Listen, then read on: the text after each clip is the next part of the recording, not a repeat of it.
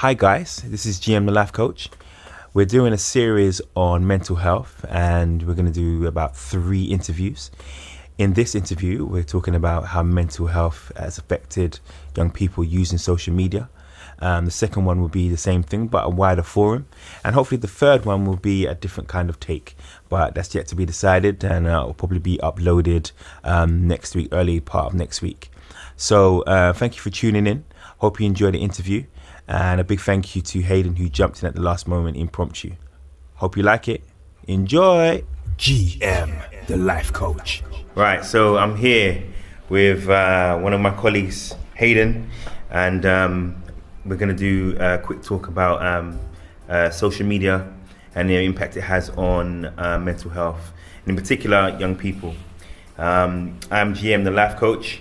You can find me on Facebook, Instagram, YouTube, and obviously Spreaker.com.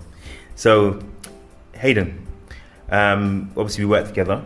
Yep. And we deal with kids with mental health issues. What do you feel, or how much do you feel social media has a part to play in it? Social media's got a major part to play in young people's mental health, in as much as we don't actually know what the children are watching. We don't know how they're interpreting what they're watching and what they're hearing, and how they use that to their positive life and to the negative life. So if we was to have a look at the world without no media and the way kids used to grow up, so we can turn around and say, yep, they may be affected by racism, they may be affected by their social environment, their inclusion or exclusion out of certain things, you know. But with social media now, a child could be watching EastEnders, and we could turn around and say, well, this is what EastEnders is focused on right now. And maybe we could say the negative impact on that show would be this, and the positive would be that. But they're watching things from all over the world. There's not one stream that we can turn around and say, oh yeah, the kids are watching this. So we can turn around and we can interpret it in their environment. So when they come to us, we don't know exactly how they feel. We can't understand their body language, because their body language is actually foreign to us.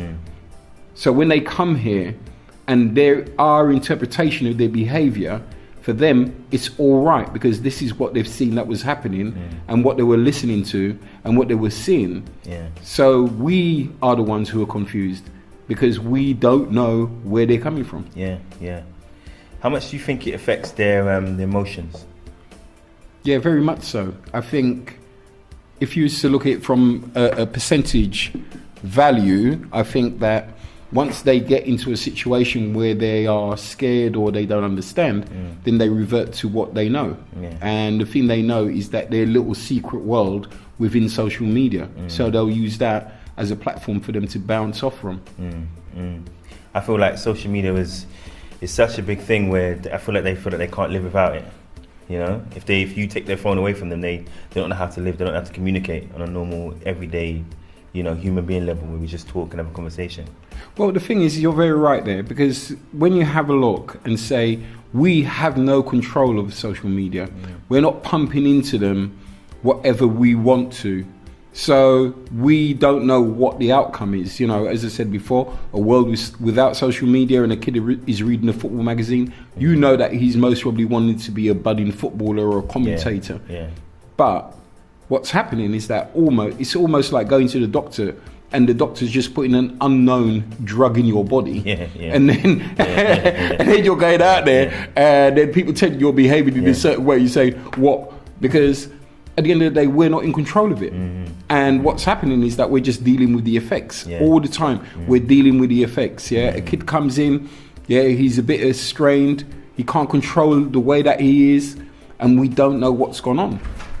And it could be that his friends have actually been winding him up from 12 o'clock, when mum put him to bed at 9 o'clock, from that time when she went to sleep, when he woke up and went onto social media. We don't know what negative impact his friends or associates online has been feeding into him. So when he comes or he goes and tries to interact with society, the thing that's on his tired mind, because he was up all them hours and he didn't get his 8 to 12 hours. That's what that is. Kids are like that these days. That's what's holding him back.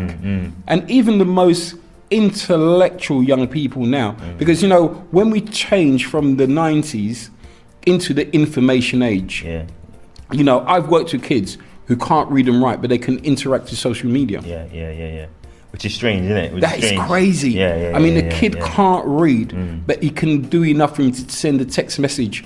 And normally it's kind of like an abusive one that they send to each other. They're not saying anything positive. So the thing is that means that they've learned their own language. We have a text language, we have a social media language. And as I said previously, they're interacting with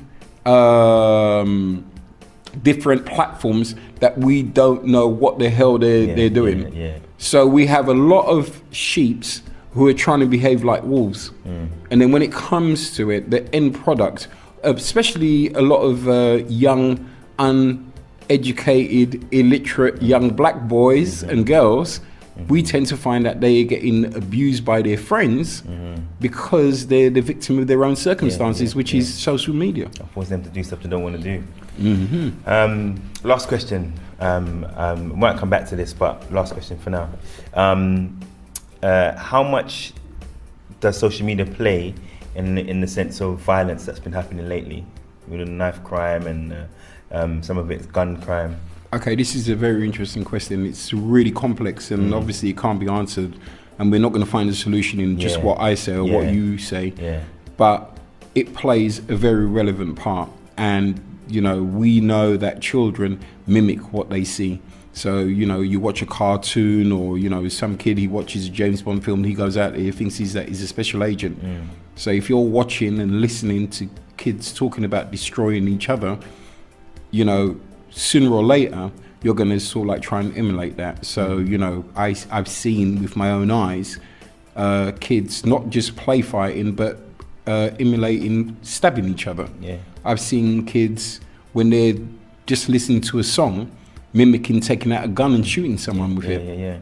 So it has a real big impact on all of them. So the thing is that unfortunately we've got some really bad stuff out there, and nobody wants to watch Mary Poppins these days. People want to mimic what's going on, and when they go out there and it comes, and I'm not saying that they go out there and they think to themselves about stabbing people or whatever else, but that very, very small percentage, they will at some point be confronted with being robbed. They'll at some point feel threatened. So what can they do? Just do what they've been mimicking. All right. Well, listen, Haden, this has been great. I've been dying to do this talk for a long time. Haden is a knowledgeable colleague of mine. Anytime I get an opinion on something, he's always got an opinion, and he helped me out royally today. So I want to thank you for doing this. I know it's impromptu. No problem at all. Thank you very much, my brother, for having me on. You're welcome to do any other ones you want to do if you want to come on and speak about a subject. Once again, it's GM the Life Coach. You can find me on Facebook, Instagram, and YouTube at the moment, and obviously speaker.com. And just spread the word, download, and have a great day. Take care.